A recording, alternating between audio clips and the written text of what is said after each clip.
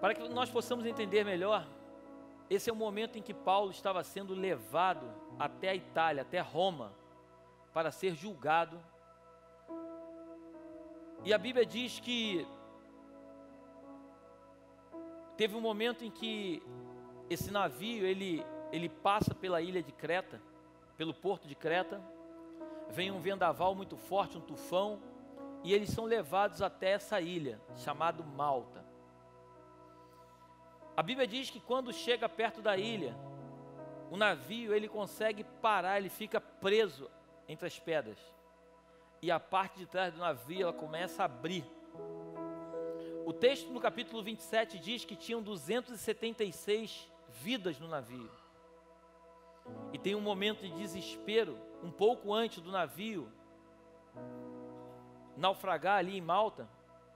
A Bíblia diz que as pessoas queriam pular do navio. Elas estavam desesperadas, queriam pegar botes e tal, e Paulo se levanta com autoridade e começa a dizer para aquelas pessoas, dizendo o seguinte: um anjo apareceu para mim essa noite e mandou que todos vocês ficassem no navio. Aqueles homens escutam Paulo, e quando chega ali em Malta, quando aquele navio ele vem a naufragar, as pessoas pularam do navio, os que sabiam nadar saíram na frente, os que não sabiam nadar pegaram os escombros, o restante do navio, boias e tudo mais, e consegue todo mundo chegar salvo até a ilha de Malta. Chegando naquela ilha, a Bíblia diz que os malteses, os moradores daquela ilha, eles recebem aquelas pessoas com muito amor, recebe Paulo e todo aquele povo, estava chovendo, e eles fazem uma fogueira. Vocês leram comigo que o texto diz que Paulo ele vai pegar uns gravetos, e quando ele pega uns gravetos para jogar na fogueira, uma víbora, ela prende na sua mão, no seu braço, morde Paulo. Paulo sacode a víbora, lança ela no fogo. Mas o que me chama a atenção nesse texto é que aqueles homens, quando eles viram a víbora mordendo Paulo, a primeira impressão que eles tiveram foi a seguinte: esse homem conseguiu sobreviver ao naufrágio, mas ele não vai conseguir sobreviver, porque a justiça de Deus caiu sobre ele. E quando eu li essa palavra, eu já preguei uma vez aqui sobre esse texto há muito tempo atrás, mas Deus me trouxe um outro entendimento. Eu consegui, através do Espírito de Deus, eu quero compartilhar com você, entender nesse texto que a primeira coisa que aqueles homens daquela ilha fizeram foi julgar Paulo. Paulo tinha acabado de chegar à ilha, eles não sabiam quem era Paulo, não sabiam quem eram aqueles homens, mas no primeiro momento em que eles viram a víbora mordendo Paulo, eles pensam: olha, Paulo até conseguiu sair do naufrágio, mas a justiça de Deus está sendo feita sobre a vida desse homem, e por isso que ele foi mordido e vai morrer. E assim tem sido com a tua vida e com a minha vida. As pessoas às vezes até nos ajudam em alguns momentos, mas elas têm o costume de nos julgar por aquilo que nós passamos no passado, ou por aquilo que estamos passando. As pessoas olham para você e olham para mim, e infelizmente elas não conseguem ver a misericórdia de Deus sobre a nossa vida. A primeira coisa que elas fazem é olhar para o momento em que nós estamos vivendo. Se você vive um momento bom, as pessoas acreditam que Deus é contigo e que Deus tem te abençoado e que você é uma pessoa próspera. Mas se você está dentro da casa de Deus e o vento é contrário, a primeira coisa que as pessoas pensam é: como pode estar dentro da casa de Deus e estar passando por tudo isso? E isso me fez refletir, entendendo um pouco sobre a graça de Deus. A Bíblia nos conta que a graça é um favor não merecido. A Bíblia nos revela que a graça é aquilo que nós não merecemos, mas pela sua infinita misericórdia, Deus de antemão nos deu essa graça. Então, quando nós conquistamos alguma coisa, é importante nós entendermos que nós não conquistamos somente pelo nosso esforço. É importante você entender comigo que o teu esforço vai trazer grandes resultados para a tua vida, amém? Mas nem sempre só o teu esforço vai fazer com que os resultados cheguem até você. mas principalmente a graça de Deus. Graça de Deus é quando você trabalha e você vê as coisas cooperando para o teu sucesso. Isso chama-se graça de Deus. Graça de Deus é quando você percebe que tudo aparentemente vai dar errado, mas Deus, pela sua infinita misericórdia, continua te abençoando, continua tendo amor pela tua vida e continua manifestando a sua graça e o seu poder sobre você. Isso é graça de Deus. Então, quando nós olhamos e vemos os julgamentos acontecendo dentro do corpo de Cristo e fora dele, nós percebemos que, assim como Paulo ali na ilha de Malta, Paulo tinha acabado de chegar ali, tinha acabado de passar por um naufrágio, estava ali diante de uma fogueira, acredito eu, todo molhado, que a Bíblia diz que estava chovendo, todo molhado, com frio, se aquecendo na fogueira, e no momento em que ele pega o graveto, vem uma víbora e morde. E eu, quando li esse texto, eu fiquei pensando o seguinte: o texto não diz isso, mas eu fico imaginando a dor que Paulo sentiu com aquela mordida. Eu fico tentando imaginar Paulo, depois de viver tudo o que ele viveu dentro de um navio, ele chega numa ilha entendendo: poxa, agora eu estou salvo. Mas quando chega no momento em que ele está descansando em Deus, vem uma víbora e lhe morde. A dor que aquele homem naquele momento sentiu, você não vê em momento algum no texto aqueles homens se preocupando, querendo correr atrás de remédio, ou perguntando para Paulo se ele estava bem, mas a primeira coisa que aqueles homens fizeram foi um julgamento antecipado sobre a vida de Paulo. Assim tem sido com você e assim tem sido comigo. Passamos por ventos difíceis, em alguns momentos achamos que o nosso barco vai afundar, mas Deus, pela sua infinita misericórdia, nos leva até uma praia.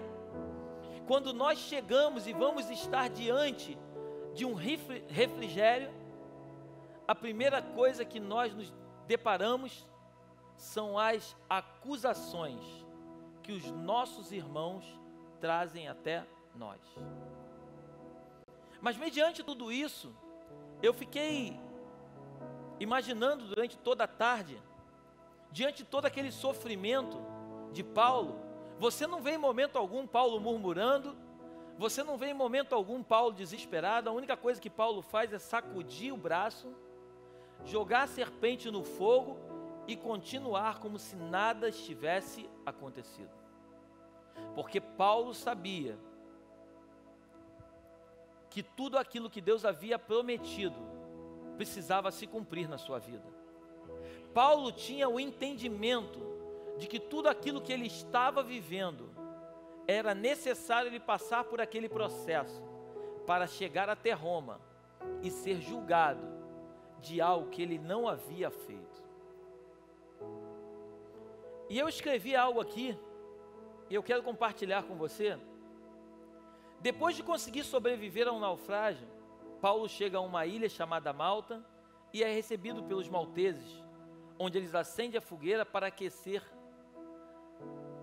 Paulo e sua comitiva. De repente uma víbora aparece no meio dos gravetos e morde Paulo, que nada se importa e continua fazendo o que fazia. Quando Paulo foi mordido pela serpente, a mão dele não inchou e nem ele morreu. Mas o texto não diz que a picada não doeu. Deus não promete te livrar da dor, mas sim do resultado do veneno da picada. Deus, Ele poderia ter poupado Paulo da dor, mas Ele não poupou. A mão de Paulo não inchou. Paulo viveu um momento ali difícil, mas é importante você entender que diante de toda a dor que Paulo sentiu, o veneno da picada não matou Paulo. E eu quero nessa noite profetizar sobre a tua vida. Eu não sei a dor que você está tendo. eu não sei o momento em que você está vivendo, mas eu quero profetizar em nome de Jesus e declarar que o que você está vivendo não vai te matar. Toda dor que você está sentindo vai ser uma dor passageira e em breve ela vai passar. Mas tudo que você está vivendo vai te levar a um nível maior de entendimento de quem é o Senhor na tua vida. Glorifica a Deus de todo o teu coração.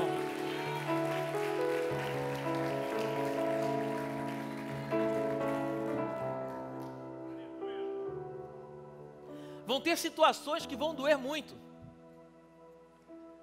mas são situações como a que Paulo viveu, é que a gente vai conseguir perceber e vai separar os meninos dos homens. São situações difíceis que nós vivemos, que nos levam, ou melhor, que leva Deus a separar aqueles que são meninos daqueles que são homens. Os meninos, quando sofrem situações difíceis, a primeira coisa que eles fazem é chorar e desistir daquilo que eles estão vivendo. Mas os homens de verdade são aqueles que passam por momentos difíceis e continuam caminhando, porque eles têm a certeza que aquele momento que estão vivendo é necessário para fazer com que o seu caráter cresça em Deus e os leve a um nível maior de intimidade com Ele. Então são momentos como esse, glorifica a Deus, toda honra e toda glória a Ele. São momentos como esse, como o de Paulo, é que separam os homens dos meninos. Quando você vai para 1 Coríntios capítulo 13, tem um momento na Bíblia que Paulo diz: quando eu era menino, eu agia como menino, mas agora que sou grande, deixei para trás as coisas de menino. Paulo também, em uma de suas epístolas, ele diz que quando nós somos meninos, nos alimentamos com leitinho. Mas quando nos tornamos pessoas maduras na fé, o leitinho já não nos alimenta mais, mas as coisas sólidas precisam fazer parte do nosso ser. Eu tenho pedido ao Senhor muita sabedoria nesses últimos dias, diante de tantas adversidades que temos vivido. E eu tenho pedido a Deus para que eu possa tirar algo bom de tudo aquilo que eu tenho vivido nesses dias. E eu confesso para vocês que todas essas lutas não têm roubado a minha alegria de continuar servindo a Deus. Sabe por quê? Porque quando você sabe quem você é em Deus, não são pessoas que vão dizer para você quem você é. E quando você tem o entendimento de quem você é nele, toda e qualquer situação que se levanta, você sabe que essa situação se levanta, nada mais, nada menos, para que possa te levar para um nível de maturidade maior. Eu tenho pensado muito na vida dos meus filhos, porque ser filho de pastor não é fácil. Porque os filhos veem tudo que o pastor passa, os filhos percebem todos os dramas que um pastor vive. Os filhos, por mais que a gente tente guardar dele, mas eles começam a perceber os momentos de felicidade e os momentos de dores, momentos de alegrias e momentos de traição. Então ser filho de pastor não é fácil. E eu tenho orado muito a Deus para que Deus guarde a mente e o coração dos meus filhos. Eu tenho orado muito ao Senhor para que o Senhor possa guardar o entendimento deles e não permitir que as notícias ruins venham atrapalhar quem eles são em Deus. E eu todos os dias, a minha esposa está aqui, a testemunha, eu converso com os meus dois filhos, o João e o Léo, o pequenininho não que é bebezinho, mas o João e o Léo que já tem mais maturidade, eu converso todos os dias com ele, dizendo para eles quem eles são em Deus e que ninguém vai mudar a identidade deles.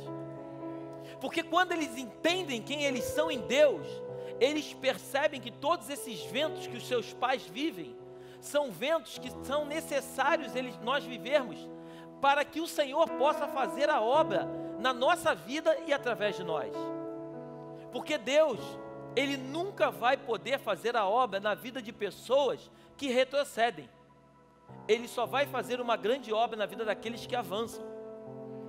Por isso, todas as vezes que você, quando olha para um alvo, e você não deixa os momentos da vida, as situações contrárias tentar te paralisar, é nesse momento em que Deus vai começar a agir cada dia com mais força sobre você e através de você.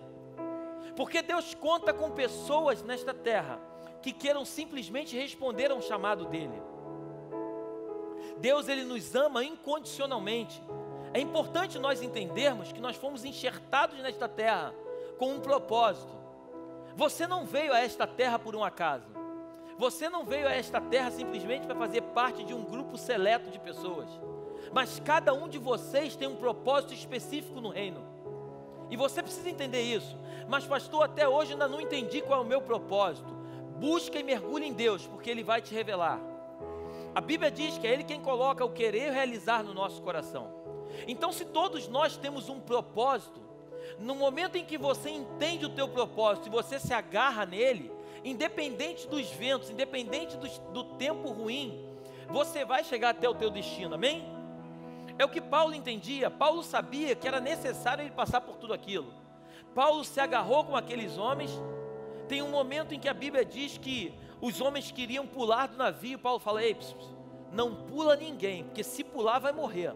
Fica todo mundo dentro do navio, porque o anjo apareceu para mim e disse: fica todo mundo no navio, porque nenhuma alma vai se perder. Paulo chega a dizer o seguinte: nem um fio de cabelo de vocês será tocado, se vocês acreditarem e permanecerem dentro do navio. Estar dentro de uma igreja é estar dentro de um navio. Estar dentro de uma igreja é você viver os mesmos problemas que aqueles homens estavam vivendo naquele naufrágio. Vão ter momentos dentro da igreja que você vai ficar desesperado com tudo que você vai ver. E vai ter alguns momentos em que você vai querer sair do navio. Mas eu quero te dar um conselho em nome de Jesus: não saia do navio. Noé, quando fez uma arca, ele ficou anos e anos fazendo uma arca.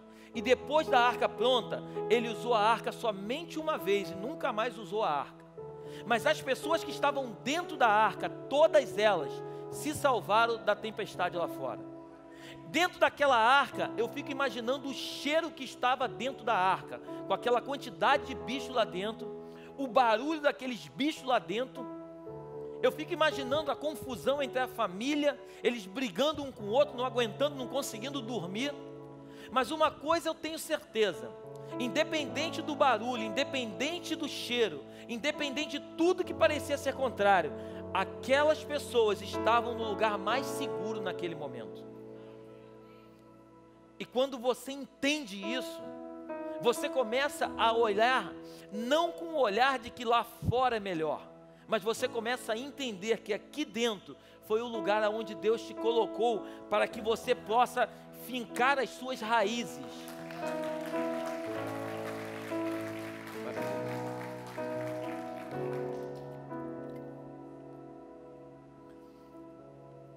E quando você finca as tuas raízes, é importante nós entendermos isso.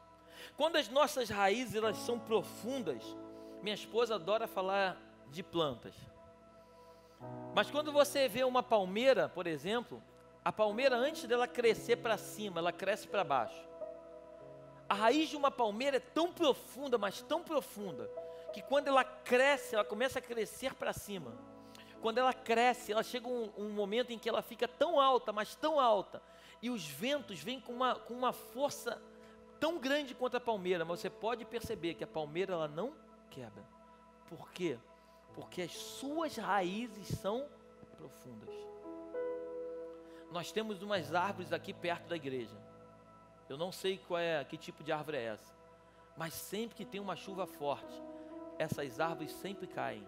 São árvores gigantescas, mas as suas raízes não são profundas. E qualquer tipo de vento derrubam as árvores que aqui do lado estão. Então o que vai fazer com que você permaneça de pé não é a tua altura, mas sim a tua profundidade. Seja profundo em Deus. Pastor, como ser profundo em Deus? Buscando as Escrituras. Esse livro foi deixado para mim e para você, para nós entendermos o que o Senhor quer falar conosco e através de nós. Então, quando as nossas raízes elas são profundas, Nós vamos chegar em momentos assim como Paulo, e vamos estar diante de situações que vamos ser julgados, mas não vamos dar atenção para o julgamento. Sabe por quê? Porque nós sabemos quem somos em Deus. Julgar, infelizmente, vão sempre nos julgar. Julgaram Jesus, não vão julgar você? Julgaram Jesus. Chega um momento em que Jesus está diante de Pilatos, já falei isso aqui também, e Pilatos pergunta: tu és o rei dos judeus? Ele diz: tu dizes. Jesus sabia que ele era o rei dos judeus, mas ele não ousou dizer eu sou, porque quem sabe quem é, não precisa dizer para os outros quem é. Quem sabe quem representa, não precisa discutir com os outros dizendo quem representa. Quando você tem controle completo da tua identidade, não é ninguém que vai mudar a tua identidade, mas você tem convicção plena de quem você é nele. Então Jesus, quando veio à terra, ele sabia qual era a sua missão. Pastor, e qual era a missão de Jesus? Só uma: derramar um sangue inocente para libertar eu e vocês, pecadores, dos nossos pecados. Ele derramou um sangue inocente por vários sangues contaminados. Jesus entregou a sua vida para que nós tivéssemos vida e vida em abundância. A única missão dele era essa: salvar a humanidade, a vida eterna. E quando ele vem à terra, as pessoas tentam paralisar o seu ministério por diversas vezes. Mas sabe o que Jesus faz? Jesus não parava para perder tempo com essas pessoas. Jesus sabia que ele tinha uma missão, o seu tempo era curto, e ele precisava cumprir o seu propósito. O inimigo da nossa alma, eu tenho percebido isso nos últimos dias, o inimigo da nossa alma, ele tenta nos roubar uma coisa chamada tempo. E quando ele rouba o teu tempo e o meu tempo, ele consegue roubar aquilo que Deus tem para fazer em nós e através de nós. Às vezes, ficamos presos em coisas tão pequenas, enquanto o grande de Deus está do nosso lado, nós não conseguimos colocar em prática. Coisas tão gigantescas Deus tem para nos entregar, mas Ele não pode entregar algo grande na mão de quem é menino. Deus só entrega algo grande na mão de quem é grande. Deus entrega coisas pequenas na mão de quem é pequeno. Você está aí? Então Paulo, quando chega naquela ilha, ele encontra aqueles malteses ali. Ele pega um graveto e ele, quando vai lançar o graveto no fogo, a víbora pega no seu braço e morde. Paulo simplesmente sacode, joga a víbora dentro do fogo e continua.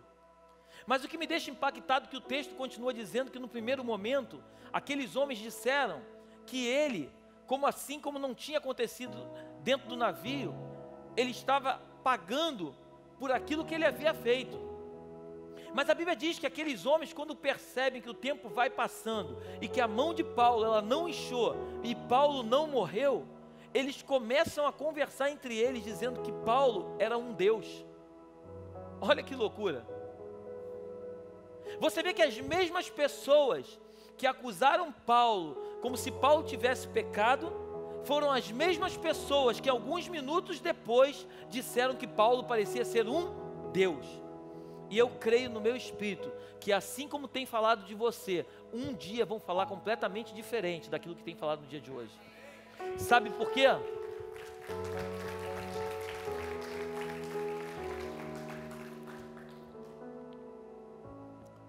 Você não vê em momento algum Paulo parando para discutir com aqueles homens. Paulo continua ali se aquecendo no fogo. Paulo, a Bíblia não diz, mas eu fico imaginando Paulo se aquecendo e adorando a Deus pelo livramento que o Senhor havia dado do naufrágio. Eu fico imaginando Paulo ali adorando ao Senhor, diante daqueles homens, e aqueles homens olhando para Paulo, tipo assim, torcendo para a mão de Paulo inchar e Paulo morrer. Mas nada acontecia. Então, quando eles percebem que nada havia acontecido, eles começam a achar que Paulo era um Deus. Aí o texto continua dizendo mais à frente que Paulo vai e cura um homem naquela ilha. Aí eles tiveram a certeza que Paulo era um Deus. Mas mal sabiam eles que a Bíblia diz que Paulo poderia fazer obras como Jesus fez e outras maiores. Paulo, nada mais, nada menos, estava fazendo se cumprir na vida dele aquilo que a palavra de Deus havia dito a seu respeito. Os mesmos homens que julgaram Paulo foram os mesmos homens que elogiaram Paulo e perceberam que Paulo não era a pessoa que eles achavam que era. Deixa eu te dizer uma coisa em nome de Jesus. Não perca seu tempo se defendendo com aqueles que te acusam. Continue fazendo a obra de Deus, porque mais cedo ou mais tarde, todos os seus acusadores vão ver quem é Deus na tua vida. Você não precisa dizer para as pessoas quem você é, nem tampouco mostrar para elas quem você é. Você só precisa continuar fazendo a obra, porque mais cedo ou mais tarde, o Espírito que habita em você é o mesmo Espírito que habita nelas. E o Espírito que habita em você é o Espírito que vai convencer elas de quem você é.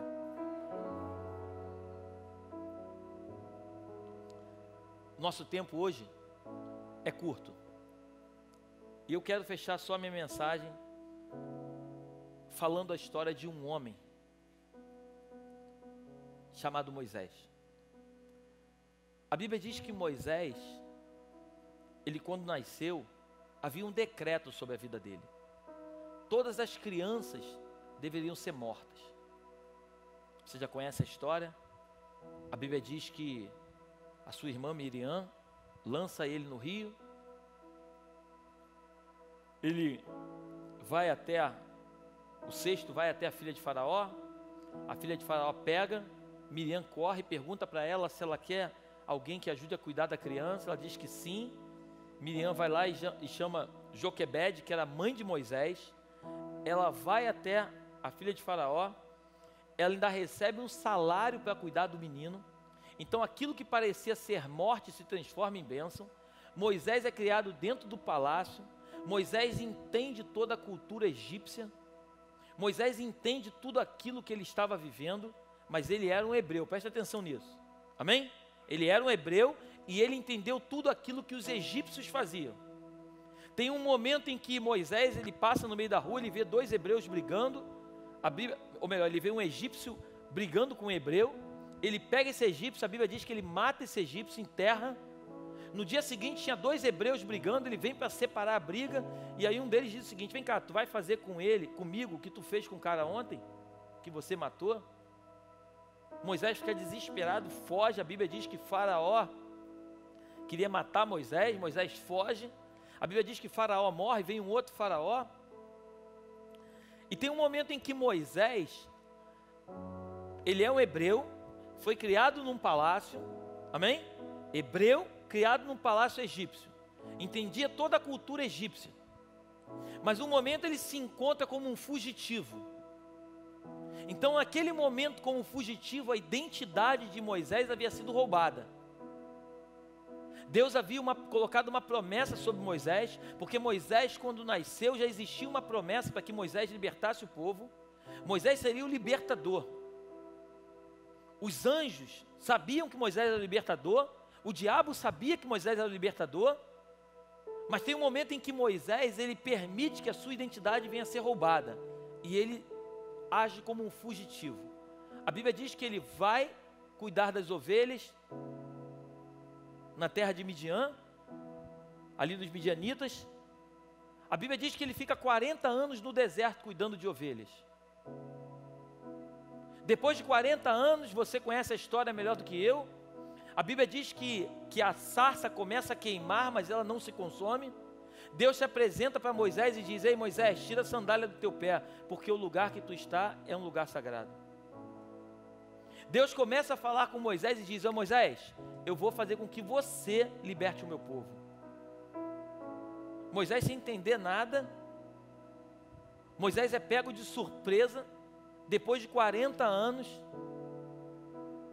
E eu, quando lia novamente todo esse texto, eu pude entender uma coisa: quando existe uma promessa sobre a nossa vida, independente do que a gente faça, a gente pode até em algum momento da nossa vida se perder e esquecer quem somos, nos desviar da rota.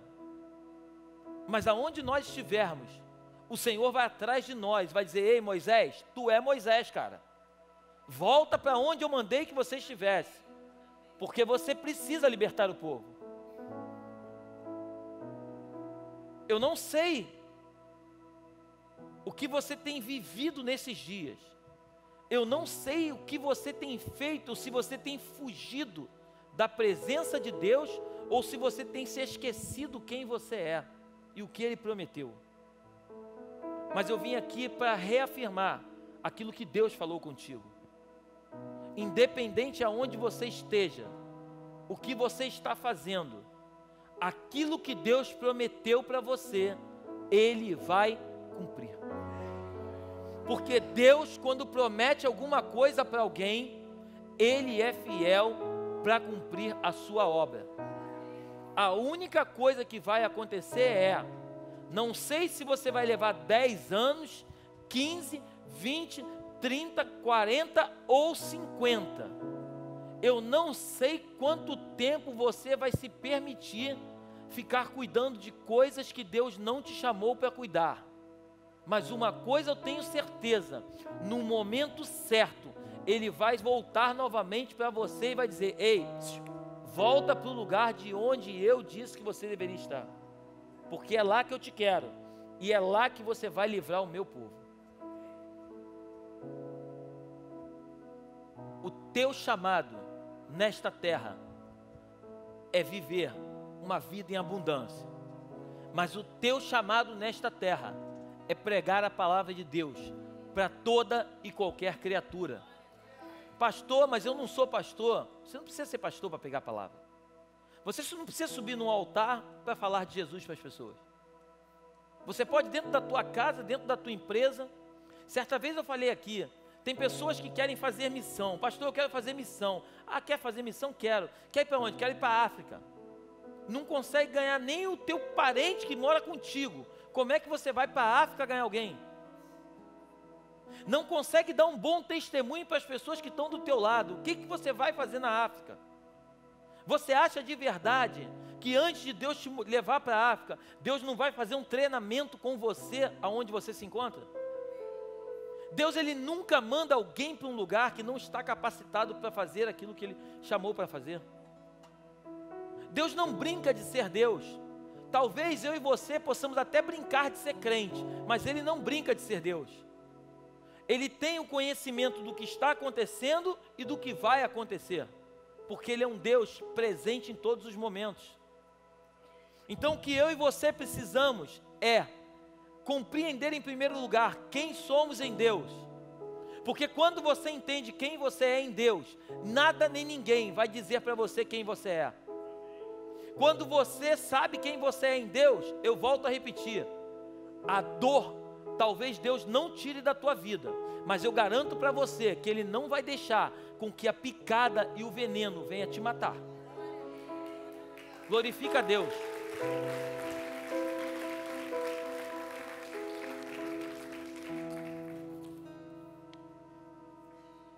Mateus capítulo 10, versículo 16, Jesus diz o seguinte: eu vos envio, preste atenção nisso, eu vos envio como ovelhas no meio dos lobos. Sejam prudentes como a serpente e sejam simples como a pomba. Jesus estava dizendo que estava enviando as ovelhas no meio dos lobos. E Ele deixou um recado dizendo: seja prudente como a serpente, fique ligado, mas seja simples como a pomba. O que faz a diferença não é a arrogância, nem tampouco a tua condição financeira.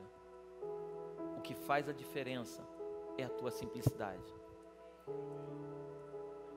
Agora, a tua simplicidade não pode fazer de você um bobo. Você precisa ser simples, mas entender com maturidade aonde você está andando. Seja prudente como a serpente e seja manso, simples como a pomba. Que o Senhor te abençoe nessa noite e que o Espírito de Deus possa cada dia mais falar ao teu coração e te revelar realmente quem você é nele. Que Deus te abençoe nessa noite.